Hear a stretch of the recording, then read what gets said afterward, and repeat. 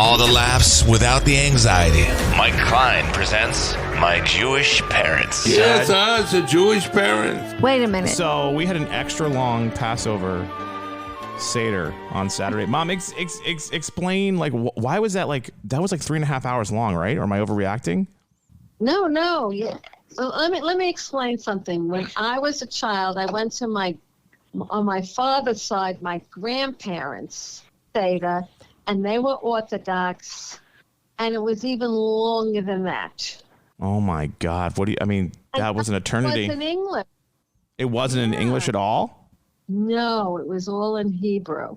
And Yiddish, right? And Yiddish. That's right. They spoke Yiddish. Yeah. Did you know anything that was going on back in the day when they were talking like that? No. And they drank a lot of wine too. No, I didn't. At least 8 cups of wine. No, they didn't. No, I didn't know anything. No. Nothing? Wow. Now she's a wizard. Well, how would I know? It's all in Hebrew. I don't know. I hate to say this. I don't know what's going on half the time either. It's kind of weird. I thought you said you liked it in the beginning. So it just kept going and going and going, and I'm like, wow, this is never ending. So last year you had us jump on something that wasn't even a Seder, remember? Yeah, that was a mistake last year. So I'm like, what? Okay, so they're gonna get to the food part, and there was never a food part. There was just them talking about what they're basically thankful for. It was almost like Thanksgiving. Yeah, I know. It wasn't. Well, no, the one that we did this year was a real Seder. Yeah. So I've never been a part of a real Seder, apparently. So let's talk about Seders in the past, because we've had some fun Seders in the past. Yeah, we did a play. Yeah, we did a play, and when we were in the house, remember, each person had a part to play. Someone was Moses, someone was Pharaoh, someone was Moses' sister. Miriam. Someone played God. That was me, right? You were God, Dad? I don't think I was God. I don't know who God was. I don't remember. Maybe you were. I don't know. No. I just remember Bubby back in the day would get so mad. She's like, can we eat already? Can we eat already? Oh. And then she'd be like, there's no salt in this. Why is there no salt in this? Yeah. Right. Yeah. That's all I kept remembering. And then I think you like hid matzah, and we would win money. Well, not win money. You had to find the matzah. Actually, I can't pronounce it. I can't pronounce it either. So like I really wanted to. So I was trying to convince them to hide it again, and you guys wouldn't hide it for the money. So I did tried. hide. Oh, you did? I didn't even know you hid it. That's not fair. I didn't even know she hit it. I found it. I'm going out tonight. Oh my God! Are you going to Pasta Plus? Is that where you're going? Pasta Plus, right? Can't go to Pasta Plus. They're making Matzah Plus. Oh yeah, you can't. No pasta. Okay, so we can't have bread or what can we have this whole week again? No flour. No, so anything with flour. Unleavened bread. Yeah. And Unleavened. it's got to be special food. Hummus. Otherwise, it's hummus, right? Well, let me explain. That because they had to leave Israel they had to leave Egypt real quickly, so they didn't have time for the bread to rise. Right, and now we have to eat that every year. And what they had to do was clean out the food, all the food that they were eating. They had to get rid of it, clean it out, because they couldn't take it with them in the desert. They had to start new. And they called that hummus. That was a food. I don't think it's called that. Yeah, I think it was. Something like that. That's how we got hummus? That's how we got it? The reason that's important, because that symbolizes on Pesach, on Passover, Pesach, that we're removing the stuff from the past that spoiled or could spoil, and we're starting anew. We're starting with new food, new attitudes towards each other. It's a renewal. Okay. It's spring kind of renewal. Okay, it's that, and it's also we were slaves in Egypt, and we're going from slavery back to being free. So was it like Independence Day for Jewish people? Yeah. Yeah, that's interesting. Right. Without the fireworks.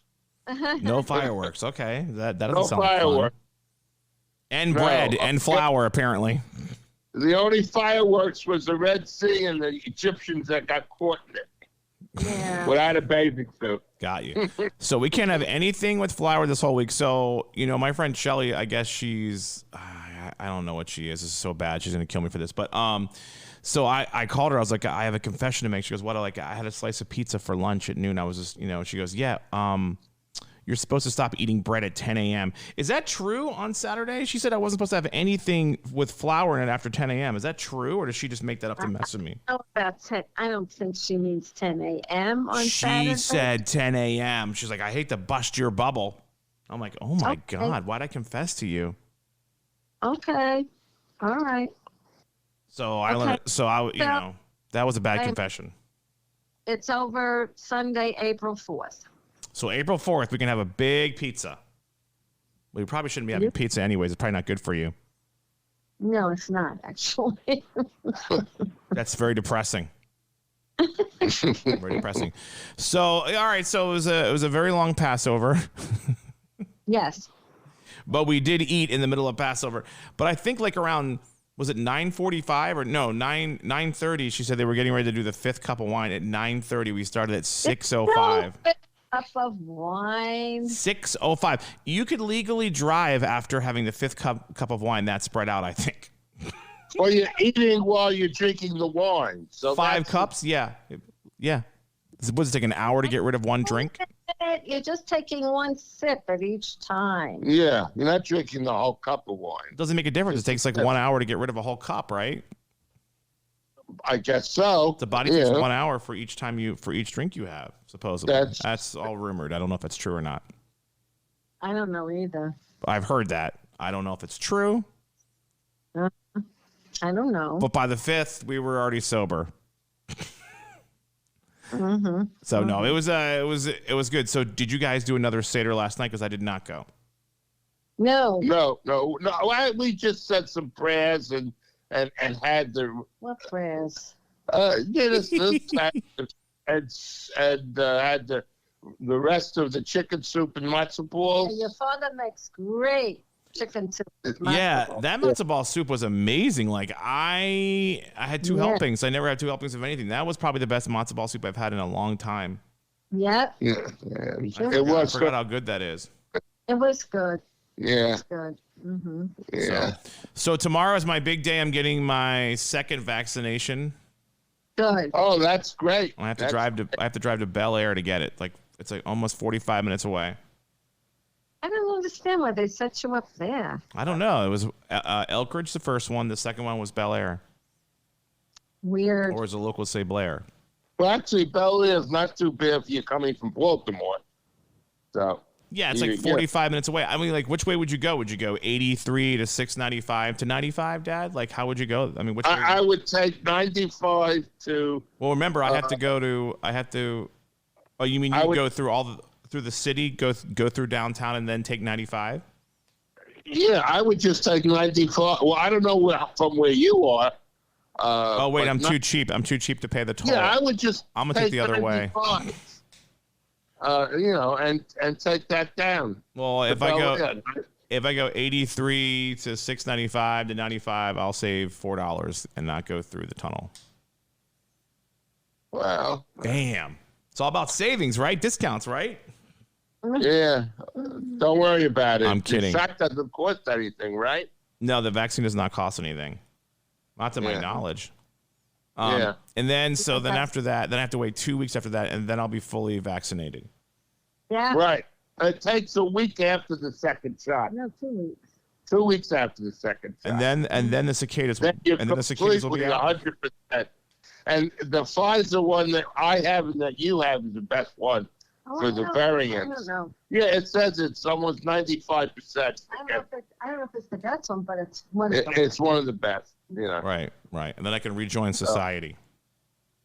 Right. Well, not really. You don't forget, they're doing experiment on the, even though you have it and you won't get it and die and have to go to the hospital, you could still get COVID and spread it to someone else. That's why it's important to continue to wear your mask. Mm-hmm. But I can go They're inside not restaurants positive now. about Yeah. that, but that's a concern. Mm-hmm. Well, the cicadas are coming out in a couple of weeks, right? Oh, Yeah. my God, what we gonna- Hopefully they won't have COVID. I mean, that's going to be insane. Like, the outdoor dining thing is going to be a huge problem for everyone. You can forget about outdoor dining. Outdoor dining will die after the cicadas come out. No, well, not if you're in the city. But wait a minute. They're only there how long? How long is a week at the most? About 2-3 weeks at the most. I thought it was a month. No, it was only 2 or 3 weeks. No, not really. No. Not really. You'll hear them. It's like crickets. You'll hear, the noise like crickets. Especially at night. At night is the most uncomfortable time. At night. So when the sun goes down, they go crazy? I guess so. Yeah. I don't know. All they do is come out of the ground, lay a couple of eggs, and then die. How do you like that? That's it. That's their whole life. You be glad you're not an insect like that. I mean, all you do is lay an egg and die. I'm sure some women would prefer it that way. No, I'm kidding. Girls I've dated in the past will say that. So I don't understand. That's great. That's perfect for him. Yeah. Not only that, but they're in underground for 11 years. They come out, lay an egg, and die. You sure 11 years? 11 years. That's 11-year, whatever you call it. Itch. 11-year itch. An 11-year itch. Yeah. Oh my Right. God. Right. There's some people probably would be better off caught underground for 11 years and not even laying an egg. Just I thought it was 17 years. It's 11 years? I think it's 11. I don't know. We better. I wouldn't swear my house on it since I don't have a house. You don't have a house anymore. You sold the house. You're right. I'm not positive, but I think it's 11 years. I could be wrong. I don't know. I don't know. But anyway, it's the weather is nice now, and it's going to be even prettier in a few more weeks. Mm-hmm. So it'll be nice outside, even with the. No, it won't be. Not with the cicadas. No, they're pretty ugly, unfortunately. I don't know. Oh, would you be happy if they were friendly looking? Friendly looking? Would you be happy they talked? They do talk. They buzz. Yeah, they do. They do. That's a language we don't know what it means. If they really say something you understand, you're in trouble. Let me tell you. That means I'm on something else, right? Right. That means the vaccine's giving me something extra special. Right. That's true. Yeah. That's true. All right. I think everybody in Maryland can get the vaccine by April 27th. I think everybody can. Which is exciting. A lot of people can get it now. I know like Timonium Fairgrounds has just opened up, and I know Howard County is getting ready to get to a couple places too, I think, for the vaccine. Good. But so there's a new study that talks about never go to bed angry.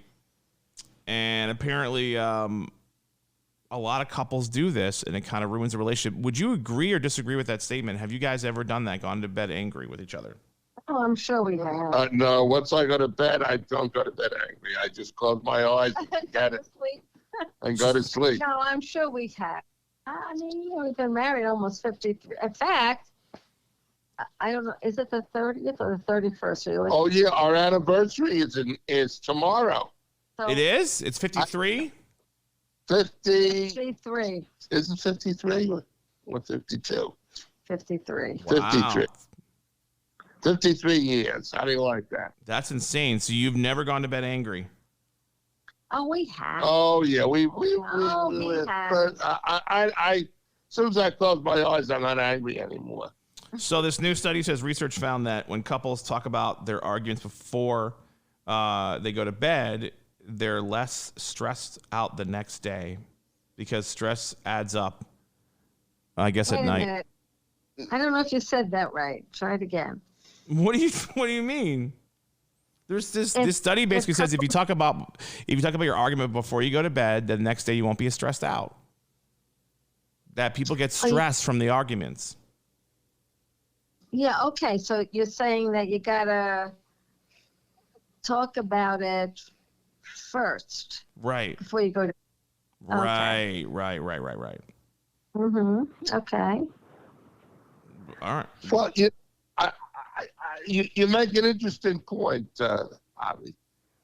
Stress builds up in you, and if Mm-hmm. you don't deal with the concerns you have, it can be very stressful. And it builds up and builds up, and then boom, you know. So it's better to deal with it piece by piece. So if you go to bed at night and you're upset and angry about something, it's good to talk about it a little bit. You may not solve it, but at least get it out. Talk about it. Bring the issue up and say, "Well, you said this and I said that, and how I feel about that." It's important. And then when you go to sleep, you've gotten it off your chest. Right. And then maybe the next day you can look at it differently. But if you never talk about it and you let it build up, boom, it becomes a bigger deal than anything else. Diplomats learn this. When you're working and when there are issues, they realize even though they can't resolve the issue with the party, let me bring it up. Let's put it on the table. This is a concern. And that's important. If you're tired and you don't have time to do that, you can say to each other, make a commitment to each other and make an appointment. Okay, so tomorrow at a certain day, we'll sit down and we'll talk about this, or And so that's how you got. And so you've been doing that like your whole time you've been married? We're not We always. try, but we don't always are. Oh, we're not always that good. I mean, No, but we try. At least the thought is there. Right. And it's so universal, that behavior, that you can apply it to the way government should work when there are problems. You can apply it to the way it should work with your employer if there's issues. It's really a very universal kind of thing. But built into that universal kind of thing is having respect for the other person, having respect for yourself, respect for the other person. So you approach it in a way as, I may not agree, but I understand. I hear what you're saying, or I see that, even though I don't do that. No, you wouldn't say even though I don't do Even though, because okay. that's negating it. You would say, I can see that from your point of view. That makes sense. Something like that. You don't. I think it's important to understand that each of you have a different perception, and you need to honor both of them. If not one of you is right. Mm-hmm. Okay. Yeah. What did you used to say? It's not about being right. It's about being in a relationship. Isn't that you're saying? Yes. The only reason why I remember that for was because the girl I dated, I kept making fun of her. She kept saying stuff about that, and I kept making fun of her because she was like, "Oh, whatever." I'm still right. I'm like, I don't know. So congratulations on it's 53. That's insane. 53 years. That's insane. I think so too. That's insane. So for the first time since the pandemic, looks like alcohol sales were down by 55%. People were stockpiling alcohol. People were stockpiling alcohol. I guess they were scared they would run out of alcohol during the pandemic. That's because alcohol sales were through the roof, and I guess now they're not because people know this is going. They see an end to it, which is interesting. You know what? That's a very dangerous drug, alcohol. It really is. It's amazing. And why it's so dangerous is that people feel socially approved to drink. All right. But what happens with is, if you have built up a lot of stress and you don't deal with your issues, the alcohol makes it even worse. And there's an example. So, you know, it's very dangerous. It really is.